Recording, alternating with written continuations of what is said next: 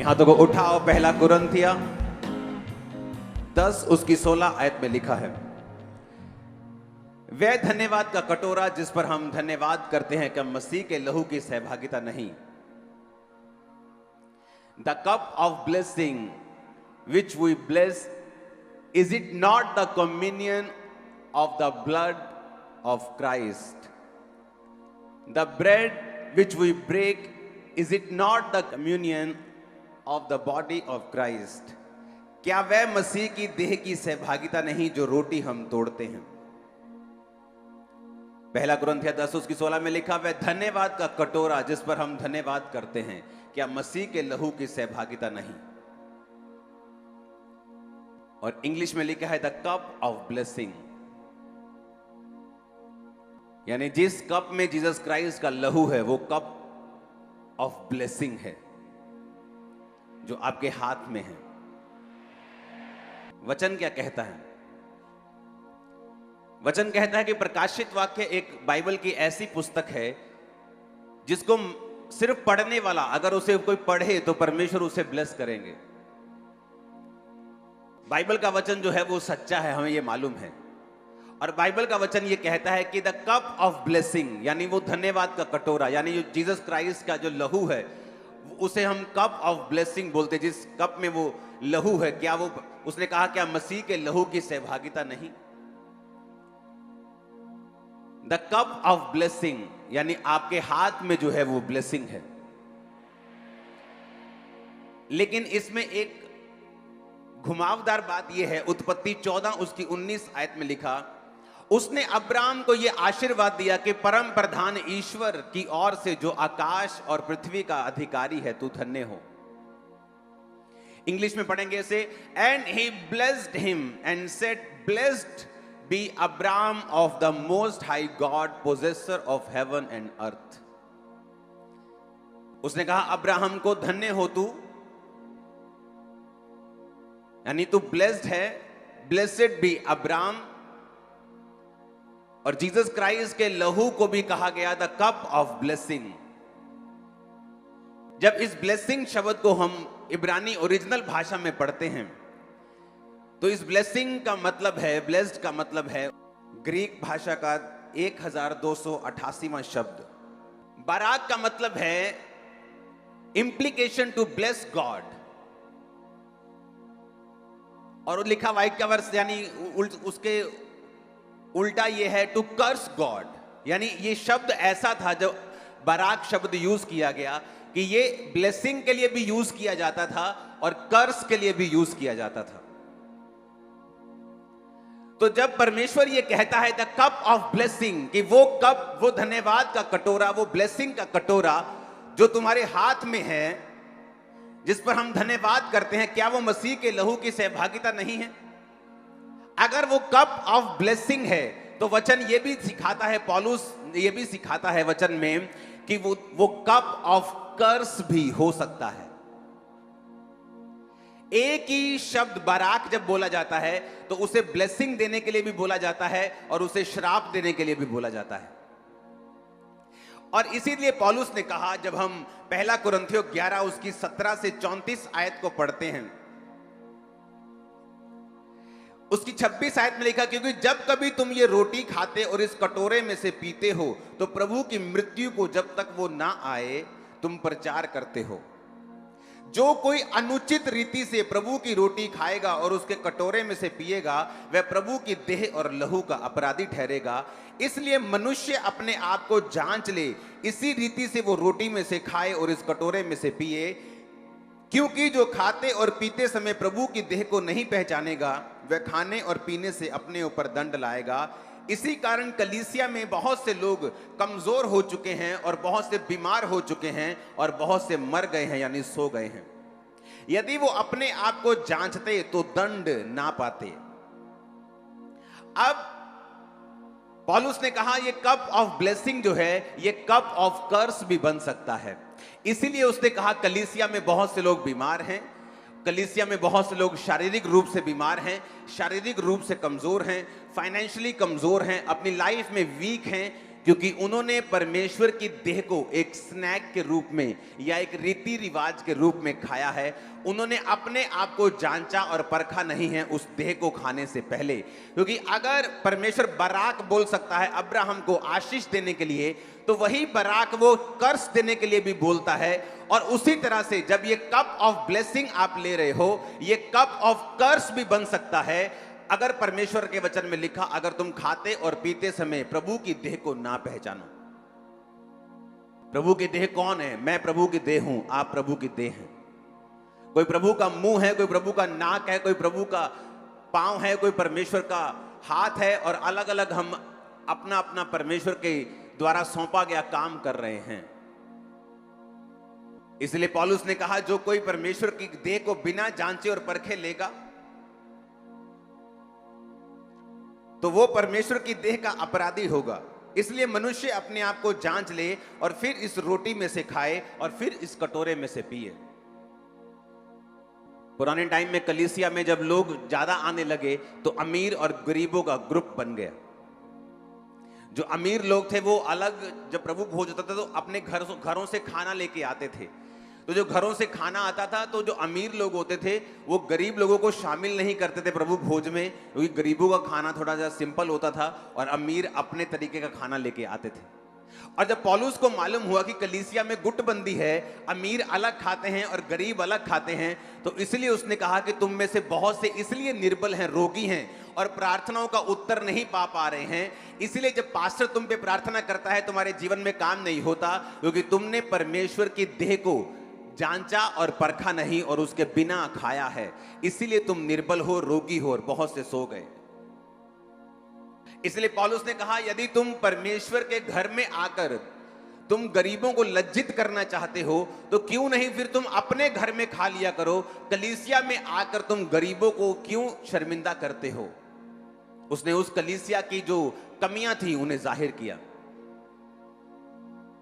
आज जब काउंसलिंग होती है मंगलवार को, तो टीम आकर मुझे बताती है कि जितने लोग काउंसलिंग के लिए आते हैं 90% आदमी उनमें से प्रार्थना नहीं करते, जेंट्स लोग। और वचन क्या कहता है? अगर आज हम पीछे हैं उसका रीजन वचन में ना चलना है। अगर आज कोई चीज हमारी जिंदगी में है उसका मतलब हमने परमेश्वर की आज्ञाओं को समझा है और परमेश्वर के पीछे हम चले हैं। और अगर हम ऐसा करते रहेंगे वो चीजें बनी रहेंगी और परमेश्वर की आशीष उन पे बनी रहेगी।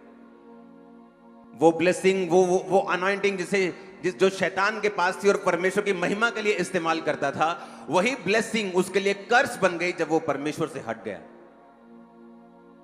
ये अनॉइंटिंग जो लोगों को हील करती है, लोगों को डिलीवर करती है, अगर आप पास्टर्स की लाइफ में देखें, जब वो परमेश्वर से मुड़ गए, इसी अनॉइंटिंग ने उनको बर्बाद भी किया है, इसी अनॉइंटिंग ने उनको श्रापित भी किया है। क्योंकि जो आशीष का कारण बन सकती है वो श्राप का कारण भी बन सकती है। जो गाड़ी आपको सही जगह पे सही टाइम पर लेके जा सकती है, उसको मिस हैंडल करने से वो आपको मार भी सकती है, आपका एक्सीडेंट भी करवा सकती है।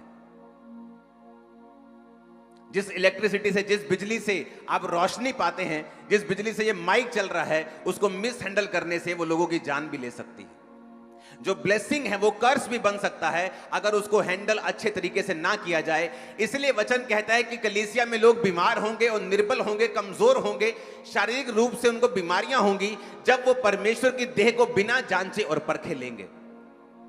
बिना जांचे और परखने के लेने का मतलब यह है एक दूसरे को माफ ना करना, एक दूसरे की बातों को दिल में रखना, एक दूसरे को शर्मिंदा करना, एक दूसरे की चुगलियों को करना, एक दूसरे के पापों को उछालना।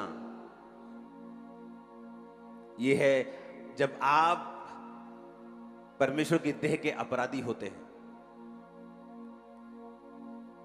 हालेलुया। कोई व्यक्ति गलती कर सकता है, आप उसको समझा सकते हैं,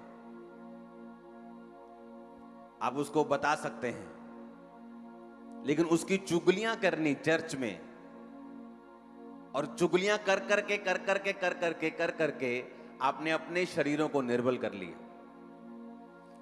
पौलुस ने कहा, अगर तुम अपने आप को जांचते तो कभी भी दंड तुम्हारे ऊपर नहीं आता, क्योंकि जो कोई अपने आप को बिना जांचे और परखे इस प्रभु भोज को लेगा, वो अपने ऊपर दंड को लेके आएगा और कर्स को लेके आएगा। क्योंकि जो चीज आपके लिए एक ब्लेसिंग के रूप में परमेश्वर ने आपको दी है, वो एक कर्ज के रूप में परिवर्तित हो सकती है अगर हम उसको मिस हैंडल करेंगे, अगर हम उसे अच्छे तरीके से समझेंगे नहीं यूज करने से पहले। कितने मेरी बातों को समझ रहे हैं? इसलिए आपने मुझे हमेशा देखा होगा कि अगर मुझे कुछ समझाना है, मैं समझाता हूं, चाहे कोई मेरे खिलाफ जो मर्जी साजिश करे, लेकिन आपने मुझे कड़वा कभी नहीं देखा होगा। जैसे ही मुझे कड़वा होने की नौबत आती है, परमेश्वर का आत्मा मुझे मना कर देता, नहीं, अपना काम करना है, कड़वे नहीं होना है। क्योंकि जो चीज एक आशीष के रूप में कलीसिया को मिली है, शैतान की पूरी कोशिश है कि उसी चीज को वो एक शराब के रूप में परिवर्तित कर दे। इसलिए वचन कहता है कि तुम लोग बीमार हो, तुम लोग निर्बल हो, तुम लोग कमजोर हो, और बाइबल कहती परमेश्वर दंड देकर हमारी ताड़ना करता है ताकि हम संसार के साथ दोषी ना ठहरें।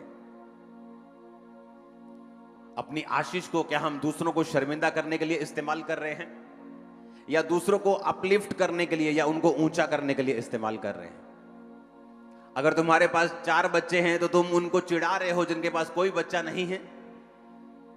क्या अगर तुम्हारे पास ब्लेसिंग है तो बाइबल कहती है अगर तेरे पास 2 कुर्ते हैं तो एक उनको दे जिनके पास नहीं है। और बाइबल कहती है जब एक अंग दूसरे अंग का ध्यान रखेगा तो कलीसिया जो उन्नति होगी, देह उन्नति होगी। और जब परमेश्वर उन्नति को तुम्हारे जरिए लोगों की जिंदगी में जाता हुआ देखेगा, वो तुम्हें ब्लेस करेगा, वो तुम्हारी प्रशंसा करेगा।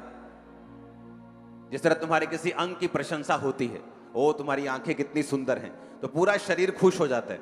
जब सिर दर्द करने लगता है तो पूरा शरीर डाउन हो जाता है।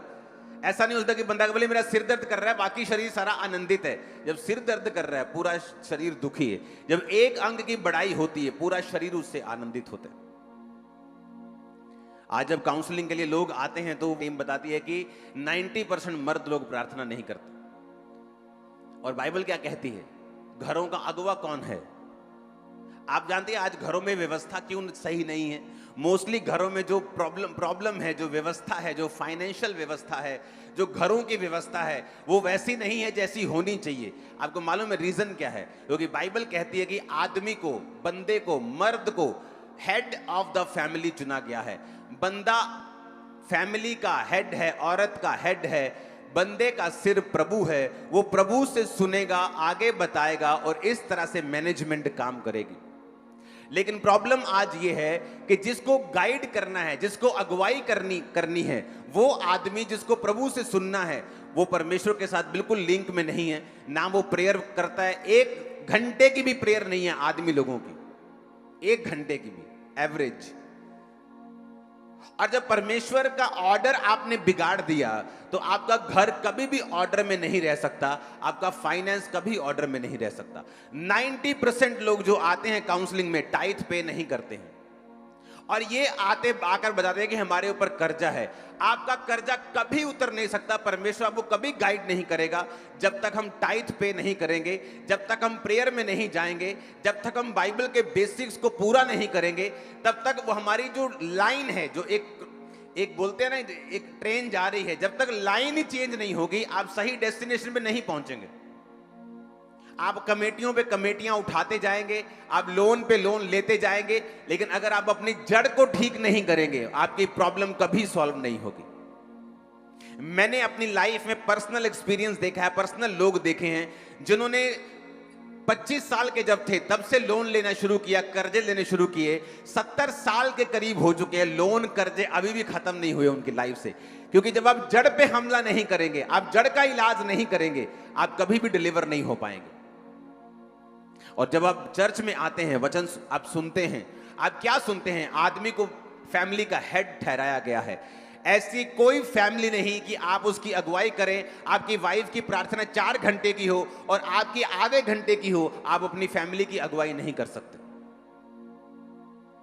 आपको प्रार्थना में अपनी फैमिली से आगे होना होगा, क्योंकि जब आप प्रेयर नहीं करेंगे परमेश्वर आपके रास्तों को ओपन नहीं करेगा, आपके विजडम को ओपन नहीं करेगा, आपकी आंखों को ओपन नहीं करेगा, आपकी स्पिरिचुअल आईज को ओपन नहीं करेगा, आपकी समझ को खोलेगा नहीं। जब तक समझ नहीं खुलेगी, गलत और सही मालूम नहीं होगा, क्या मैंने गलत किया, कहां मैं जाऊं, किस दिशा में जाऊं, आपको समझ नहीं आएगी। फिर आप रॉन्ग डिसीजन के बाद रॉन्ग डिसीजन लेते जाएंगे और कर्जा वो जो 5 लाख था वो 10 लाख हो जाएगा, वो 20 हो जाएगा, वो 40 हो जाएगा। फिर सुसाइड के ख्याल आने शुरू हो जाएंगे। फिर ये डफर बातें आपके दिमाग में शैतान डालना शुरू कर देगा, क्योंकि शैतान ये नहीं चाहता है कि आप वचन के साथ जुड़ें और आप बिब्लिकल जो टीचिंग है, जो डॉक्ट्रिन है, आप उस पर चलना शुरू करें। क्योंकि उसको मालूम है जैसे ही आप चलना शुरू करेंगे आपकी डिलीवरेंस आपकी फैमिली और आपकी लाइफ में एंटर करना शुरू करेगी। अगर चर्च से आप कोई बेस्ट हेल्प ले सकते हैं तो वो प्रेयर की हेल्प है। चर्च से फाइनेंशियल हेल्प लेने के लिए कभी मत आए। यहां वीडियोस को राशन जाता है, फाइनेंशियल हेल्प जाती है, लेकिन अगर आपकी आंखें फाइनेंशियल हेल्प की ओर हैं, परमेश्वर आपकी लाइफ में कभी काम नहीं करेगा। जब भी चर्च आए तो ये सोच समझ कर आए। एक बहुत ही गरीब पास्टर था और इतना गरीब था, गरीब देश, गरीब पास्टर, गरीब लोग। अपने स्पिरिचुअल फादर के पास गया, उसके स्पिरिचुअल फादर ने एक बैग पैसों का भरा हुआ उसके सामने रखा, जा और चर्च में यूज कर, जा परमेश्वर के कामों के लिए इस्तेमाल कर। कहता डैडी मुझे पैसे नहीं चाहिए, आप ये बताओ कि ये पैसे आते कैसे हैं। उसने कहा बेटा चाहे तू गरीब हो, चाहे तू अमीर हो, चाहे तेरे पास कम हो ज्यादा हो, अगर तू कम में वफादार प्रभु के सामने नहीं होगा तो परमेश्वर कभी तुझे ज्यादा नहीं देगा, तू सारी उम्र गरीबी में निकाल देगा। उसने कहा तब जब आज के हिसाब से उसकी तनख्वाह 700-800 रुपया होगी, तब से उसने टाइथ निकालना शुरू किया। आज दुनिया का सबसे बड़ा स्टेडियम बना रहा है वो आदमी। चर्च स्टेडियम में चर्च लगेगा। आप इंडिया के स्टेडियम से कहीं अधिक बड़ा, जो सबसे बड़ा स्टेडियम है उससे भी बड़ा, वर्ल्ड का सबसे बड़ा स्टेडियम वो बना रहा है जिसके पास पैसा नहीं होता था और बिब्लिकल प्रिंसिपल को फॉलो करना शुरू किया। और बाइबल का प्रिंसिपल ऐसा है, बाइबल का वचन ऐसा है कि वो 1-2 साल में अगर आप सोचेंगे कि मैं करूंगा और सब कुछ ठीक हो जाएगा, ऐसा नहीं होता। जो 2004 में 5 में मैंने शिक्षा को पाया और शिक्षा पे चलना शुरू किया, कुछ का रिजल्ट 2013 में आया, कुछ का रिजल्ट 2014 में आया, 10 साल बाद, 12 साल बाद, 8 साल बाद, कोई 3 साल बाद, कोई 3 महीने में भी। लेकिन अगर आप बाइबल की शिक्षा पे खड़े रहेंगे, इसलिए प्रभु यीशु मसीह ने कहा था कि जो मेरे वचन सुनता है और उन्हें मानता है, उसने अपना घर चट्टान के ऊपर बनाया। चट्टान के ऊपर घर बनाने में समय लग सकता है, एफर्ट लग सकता है, फ्रस्ट्रेशन हो सकती है, मुश्किल आ सकती है, लेकिन जब घर बन जाएगा वो कभी ढटेगा नहीं, कभी गिरेगा नहीं। आपके घराने, आपके लोगों के घर चट्टानों पे होंगे। अगर आप इस वचन को फॉलो करेंगे, लाइफ टाइम कर्ज का मुंह नहीं देखेंगे यीशु के नाम।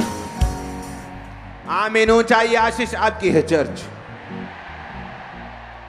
अगर आप परमेश्वर की व्यवस्था को सुनेंगे और समझेंगे और उसे फॉलो करेंगे एग्जैक्टली, लगातार, कंटिन्यू, आप नियम बनाएंगे, कुछ भी हो जाए, कि मैं ये व्यवस्था को छोड़ूंगा नहीं, मैं ये सिस्टम को अपनी लाइफ से हटाऊंगा नहीं, मुझे कितने साल भी वेट करना पड़े। क्योंकि जब परमेश्वर इलाज करता है वो परमानेंट करता है। जब वो किसी कर्ज को फिनिश करता है वो सदा के लिए करता है।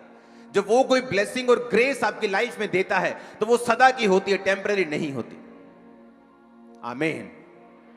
आपकी लाइफ सही नहीं है, अगर आपकी लाइफ वचन के ऊपर नहीं है, कोई आपकी हेल्प कर सकता है। कोई 2 लाख की हेल्प कर देगा, 3 लाख की, 4 लाख की कर देगा। कितनी देर तक वो 2 लाख, 3 लाख, 4 लाख चला लोगे? कितनी देर तक? अंत में तुम फिर वहीं के वहीं पहुंच जाओगे, क्योंकि तुम्हारी जड़ जो है वो सही नहीं है। जब जड़ सही नहीं है, जब आपकी बेस सही नहीं है, नींव सही नहीं है, तो घर जितना मर्जी बना लो, सुंदर बना लो, वो एक दिन नीचे आएगा, तरेड़े आएंगी, तुम दुखी होगे। इसलिए जीसस ने कहा मैं जड़ पे काम करूंगा। हे पुत्र तेरे पाप माफ हुए। लोगों ने गुस्सा किया कि ये पाप कैसे माफ कर सकता है। उसने कहा ये इसके पाप माफ हुए, अब ये हील भी होगा। उठा अपनी मंजी और घर चला जा। हालेलुया। यीशु मसीह ने जड़ के ऊपर ज्यादा ध्यान दिया है।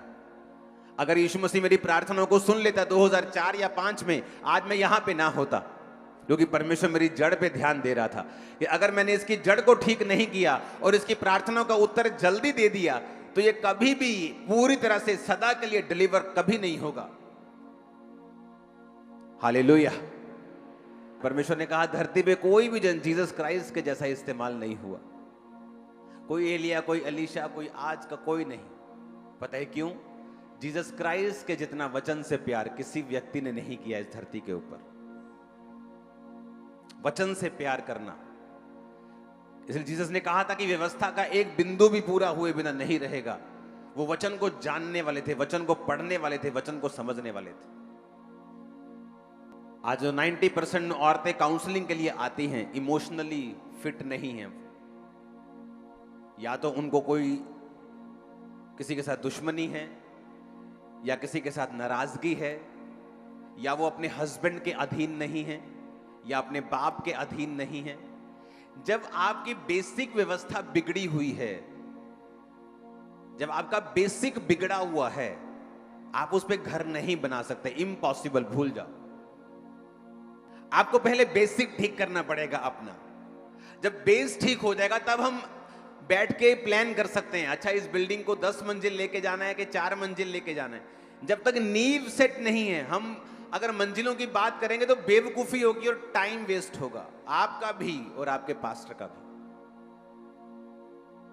इमेजिन करो आप टाइथ पे नहीं करते हैं और 5 साल से आप प्रेयर लाइन में हैं, प्रभु मेरा काम सीधा कर दे। कितना टाइम वेस्ट आपका हुआ और कितना टाइम वेस्ट आपके पास्टर्स का हो रहा है।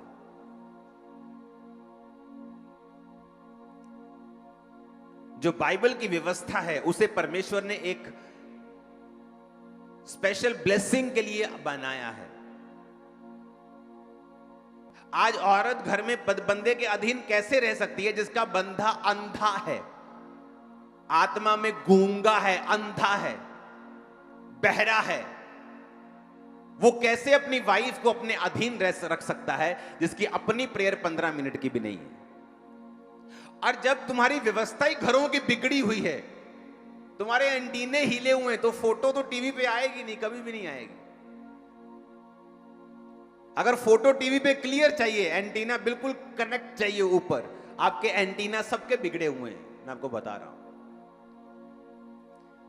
मैं हैरान था, 90% काउंसलिंग वाले लोग टाइथ पे नहीं करते, 90% बंदे प्रार्थना नहीं करते, औरतें प्रार्थना करती हैं लेकिन अपने घरों में अधीनगी में नहीं है, डिस्टर्ब है इमोशनली, किसी ना किसी के साथ वो खाऊं खाऊं में, कोई दरानी के साथ, कोई जेठानी के साथ, कोई पड़ोसन के साथ, कोई सास के साथ, कोई बहू के साथ। इसीलिए जब हमारा हार्ट फ्री नहीं है, हमारा दिल full of problems, full of burden है, परमेश्वर ऐसे विवेक से बात नहीं कर सकता। और मेरी बात सुनो, जब तक आपका विवेक, आपका हार्ट लाइट नहीं होगा, आप कभी प्रभु की आवाज को नहीं सुन पाएंगे। इसलिए उसने कहा, जब तेरा भाई नाराज है तो अपनी भेंट वेदी पर छोड़ दे और अपने भाई के साथ मेल मिलाप कर, अपनी हार्ट, अपनी लव लाइफ को सही कर, अगर तू मेरे सामने आना चाहता है तो। कितने समझ रहे हैं आज? अगर आप बेसिक ठीक नहीं करेंगे तो मेरा अगला प्रचार करना, गहरा प्रचार करना, डीप प्रचार करना, उसका कोई मतलब नहीं रह जाता। मैं डीप के बाद डीप चला जाऊं और मुझे मालूम हो कि कलीसिया तो अभी वो ले हैंड, वो प्रार्थना, वो टाइट अभी इसी में अड़ी हुई है, अभी इसी में फंसी हुई बेचारी, इसके आगे तो ये गई नहीं अभी तक। कि जब आप काउंसलिंग के लिए आए तो ऐसे समझ आनी चाहिए कि हाँ, आपको समझ आ रही है, आप इन वचनों पे चलना शुरू हो चुके हैं, ताकि मैं आगे बढ़ सकूं और अधिक आगे जा सकूं। हालेलुया। अपने बेसिक को सेट करो चल के, अपनी नींव को सेट करो चल के। प्रार्थना नहीं है तो एक समय रखो, बाइबल पढ़ने का एक समय रखो, रोजे रखने का एक समय रखो। आप एक बात को समझिए कि कुछ बीमारियां, कुछ शैतान और कुछ प्रॉब्लम्स ऐसी हैं जो बिना उपवास के आपकी लाइफ से कभी नहीं जाएंगे, चाहे आप स्वर्ग जाके वापस आ जाओ, चाहे आपको प्रभु के दर्शन हो जाएं। क्योंकि वचन कहता है, कुछ दुष्ट आत्माएं बिना प्रार्थना और उपवास आपकी लाइफ से कभी नहीं जाती। लोगों का हाल क्या है? आप रोजा रखते हैं, नहीं जी मैंने शुगर है, तो जो दवाई आप 12 बजे खाती हैं उसे 2 बजे खा लो। कौन कह रहा है दवाई बंद कर दो? जब तक आप परमेश्वर में पूरे नहीं, पक्के नहीं हैं, आपकी बीमारियां कई बार नहीं जाती। एक समय था जब मैंने भी मेडिसिन खाई है, और एक समय है जब मैंने मेडिसिन बिना हीलिंग के फेंक दी थी और प्रभु ने मुझे हील भी किया था। लेकिन मैं लोगों को करने के लिए नहीं कहता हूं, वो मेरा विश्वास था। उस समय एक पीक तक पहुंच चुका था कि इतने रोजे, इतनी प्रेयर हो चुकी है, अब दैट्स इट। वो एक फेथ था, वो मैं अपना फेथ आप पे थोप नहीं रहा हूं। किसी को भी प्लेन ग्राउंड नहीं मिलती है, किसी को भी ऐसा ग्राउंड नहीं मिलता कि हर बंदा आराम से प्रेयर कर सकता है, हर बंदा आराम से फास्ट कर सकता है। ऐसा नहीं होता। बाइबल कहती है तुझे फाइट करनी होगी। हालेलुया। नीति वचन 4:13 में शिक्षा को पकड़े रहे, उसे छोड़ ना दे, उसकी रक्षा कर, क्योंकि वही तेरा जीवन है। अपने पड़ोसी को बोलो, शिक्षा को पकड़े रहे, उसे छोड़ ना दे, उसकी रक्षा कर, क्योंकि वही तेरा जीवन है। किसकी रक्षा करनी है? शिक्षा की रक्षा कर। कैसे करते रक्षा? कभी आपने किसी महल के बाहर देखा है गार्ड लगे हुए, सिक्योरिटी गार्ड लगे हुए? हां, एयरपोर्ट पे गए हो कभी? कैसे करते रक्षा? अलर्ट होके, फुली रेडी। बॉर्डर पे कभी देखा है कैसे करते फौजी रक्षा? आराम से, चाय पीते पीते, सुबह 10 बजे उठ के, आलस डाल के? No no no. जब तक आप मेंटली, फिजिकली, स्पिरिचुअली पूरी तरह से कमिटेड नहीं है रक्षा के लिए, आप रक्षा नहीं कर रहे हैं शिक्षक। उसने कहा रक्षा कर, उसे सिक्योर कर। रक्षा करने का मतलब है पूरी तरह से, जैसे फौजी रक्षा करता है अपने देश की, हर टाइम अलर्ट, हर टाइम मूवमेंट, हर टाइम कंधे के ऊपर बंदूक टंगी हुई, तोपें लगी हुई, हर टाइम। इस तरह कहता है रक्षा कर, जो शिक्षा तुझे दी गई है। मैं आपको दावा करता हूं, जो शिक्षा आपने 6 महीने पहले सुनी, आप में से कोई बता दे मुझको आके कि 6 महीने पहले आपका ये वचन था, पिछले 3 महीने में ये वचन था, मैंने उसको फॉलो किया है और मेरी लाइफ में काम हुआ है। थोड़े लोग होंगे, क्योंकि हमने शिक्षा को सुना है, शिक्षा को अच्छा कहा है, लेकिन उसकी रक्षा नहीं की है। Take fast hold of instructions and let her not go, keep her. कहता उसकी रक्षा कर, उसे छोड़ ना दे, क्योंकि वही तेरा जीवन है, वही तेरी लाइफ क्या है? वो शिक्षा जो तूने पाई वही तेरी लाइफ है। जो तू ढूंढ रहा है ना, तेरा वीजा, तेरी ब्लेसिंग, तेरी बरकत, तेरी वाइफ, तेरा हस्बैंड, जो तू ढूंढ रहा है, इधर उधर मत्थे मार रहा है, कमेटियां उठा रहा है, फाइनेंशियली मुश्किल हो रही, लोन उठा रहा है, उसने कहा शिक्षा को पकड़े रहे, वो तेरी लाइफ है। जिस दिन तू उसको सुरक्षित कर लेगा, तेरी लाइफ तेरे अंदर एंटर कर जाए। जब हम सीरियसली क्राइस्ट के वर्ड को फॉलो करना शुरू कर देंगे और बिना तोड़े उस पर चलेंगे, हम कभी सेम नहीं रहेंगे। अपने पड़ोसी को बोलो, शिक्षा की रक्षा कर, क्योंकि वही तेरा जीवन है। फिर से बोलो, शिक्षा की रक्षा कर, उसे पकड़े रहे, उसे छोड़ मत, क्योंकि वही तेरा जीवन है, क्योंकि वही तेरा जीवन है। आमीन बोलो जरा ऊंची आवाज में खड़का के।